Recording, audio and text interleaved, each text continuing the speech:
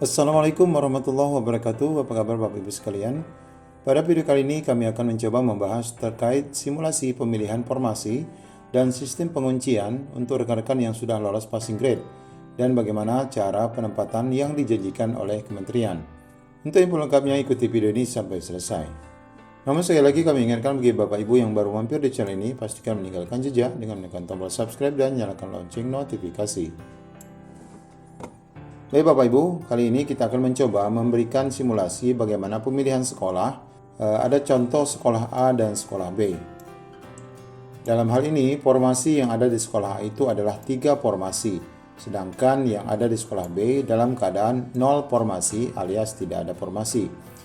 Sebelum kita lanjut Bapak Ibu, kita pastikan dulu bahwa hingga saat ini, sampai Permen PAN RB nomor 20 tahun 2022 diterbitkan, kita belum mendapatkan lagi kabar terkait jumlah formasi yang akan disetujui dan akan dilelang tahun 2022 ini kepada rekan-rekan semua, baik yang diusulkan oleh daerah maupun yang disetujui oleh PAN RB. Oleh karena itu, kita mengasumsikan bahwa formasi yang ada di sini adalah sisa pada seleksi tahun 2021. Dan kebetulan di sini di sekolah B tidak ada sisa sama sekali. Baik Bapak Ibu, kita fokus dulu pada sekolah A. Nah, di sini Bapak Ibu, kasusnya adalah di mana di sekolah itu nanti untuk tahun 2022 ini ada 2 guru honorer yang akan mendapatkan prioritas untuk lolos mendapatkan formasi yang 3 ini. Yang pertama adalah kita beri nama Pak Iwan. Pak Iwan ini adalah kategori THK 2. Namun pada seleksi kemarin dia dinyatakan tidak lulus. Nah, karena Pak Iwan tidak lulus karena dia THK 2, maka dia otomatis masuk dalam kategori ataupun prioritas 2. Kalau misalnya dia adalah THK 2 dinyatakan tidak lulus pada seleksi tahun 2021, berarti Pak Iwan masuk dalam prioritas 2. Kemudian ada satu lagi namanya Ibu Sari. Dia adalah non-K atau guru honorer di sekolah negeri. Namun pada seleksi kemarin Ibu Sari ini dinyatakan mendapatkan kelulusan P3. Nah, karena beliau mendapatkan kelulusan kodenya P3, maka otomatis mendapatkan prioritas 1. Jadi yang mendapatkan prioritas 1 itu adalah seluruh guru-guru yang telah lolos passing grade, baik P1, P2 maupun P3. Nah, P3 ini adalah kategori guru yang mendapatkan penurunan passing grade sebanyak 50 poin. Nah, dalam hal ini Bapak Ibu, saat pemilihan formasi ini otomatis sesuai dengan peraturan yang ditetapkan, maka kedua orang ini otomatis nanti akan diharapkan akan mendapatkan formasi yang ada di sekolah induk. Kemudian kita lihat Bapak Ibu, di sekolah B ini ada satu guru,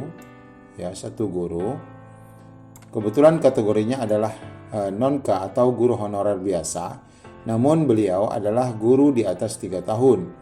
Meskipun pada saat seleksi P3K tahap ke-1 dan ke-2 kemarin, beliau dinyatakan tidak lulus ataupun kodenya TL, namun karena dia adalah guru non-K atau guru honorer sekolah negeri yang di atas 3 tahun, maka otomatis Pak Rudi akan mendapatkan prioritas P3.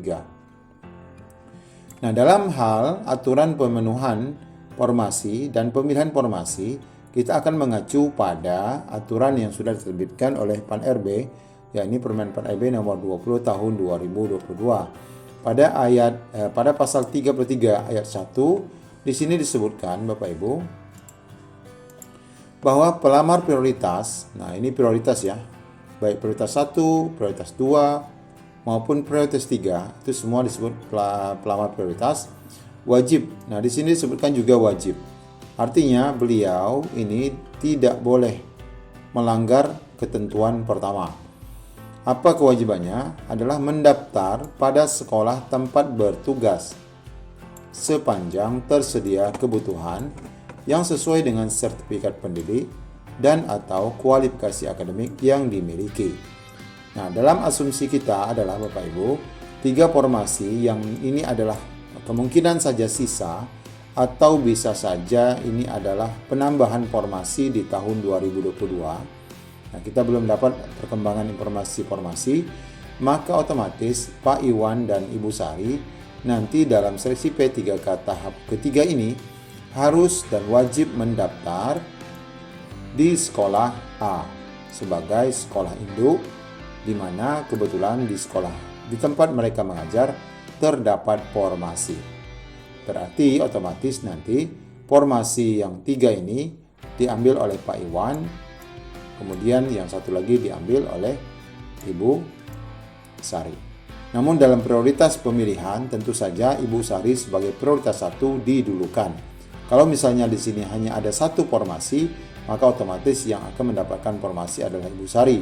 Namun karena di sini ada 3, maka kedua-duanya diprediksi akan mendapatkan formasi yang ada.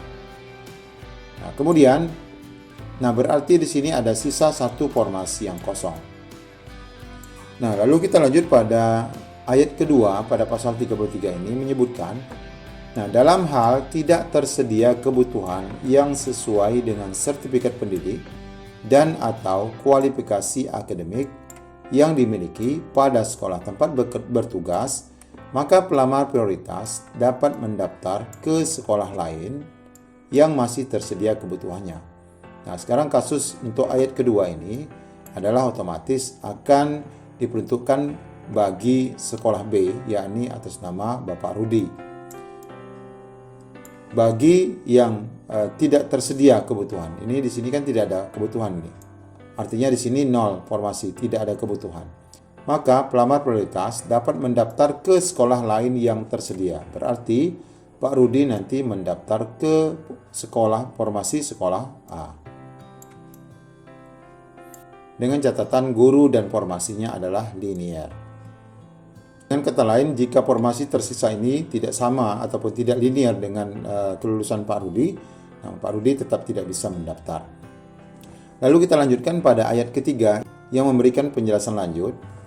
Ya, di sini ya Bapak Ibu, ayat 3-nya, karena ini adalah sambungan dari pasal 33 tadi, ayat 1, kemudian ayat 2. Nah, di ayat 3-nya disebutkan, pemilihan sekolah sebagaimana dimaksud pada ayat 1 dan 2 merupakan keberminatan pelamar untuk memilih tempat bertugas apabila diterima sebagai P3K. Artinya Pak Rudi tadi memilih ke sekolah A ini adalah keberminatan. Artinya dia boleh saja tidak memilih ke sekolah yang ada sisa formasi yang satu tadi. Kemudian pada ayat 4 disebutkan keputusan tempat bertugas sebagaimana dimaksud pada ayat 2, yakni jika di sekolah tidak ada formasi lalu memilih ke sekolah lain, maka ini disebutkan akan ditentukan oleh PPK berdasarkan rekomendasi Kementerian Pendidikan. Nah, ini merupakan payung hukum bagi rekan-rekan yang sudah lolos passing grade berjumlah 193.000 akan tetap diangkat Bapak Ibu, akan tetap diangkat pada tahun 2022 pada seleksi tahap 3 ini menjadi P3K semuanya. Karena sebagaimana disebutkan, walaupun Pemda tidak mengusulkan formasi, namun nanti oleh Panselnas melalui Kemendikbud akan menempatkan guru-guru yang sudah lolos passing grade ke sekolah-sekolah sesuai dengan ketentuan dan pemilihan dari Panselnas. Nah, informasi ini dipertegas oleh Pak Menteri Nadiem Makarim sebagaimana yang dimuat di laman JPNM. Nah, di sini disebutkan Mas Nadiem pastikan 193.954 guru lulus passing grade khususnya prioritas 1 itu nanti akan diangkat tahun ini. Nah, ini kabar baik tentu saja bagi Bapak Ibu, selain daripada prioritas pemilihan sekolah yang kita sebutkan dalam simulasi ini tadi, maka dipastikan rekan-rekan yang masuk dalam prioritas 1 tetap menjadi prioritas yang memang akan lulus tahun 2022. Ya, semoga semuanya menjadi kenyataan dan dapat kita buktikan pada seleksi P3K tahun 2022 nanti. Semoga menjadi pencerahan bagi kita semua. Assalamualaikum warahmatullahi wabarakatuh.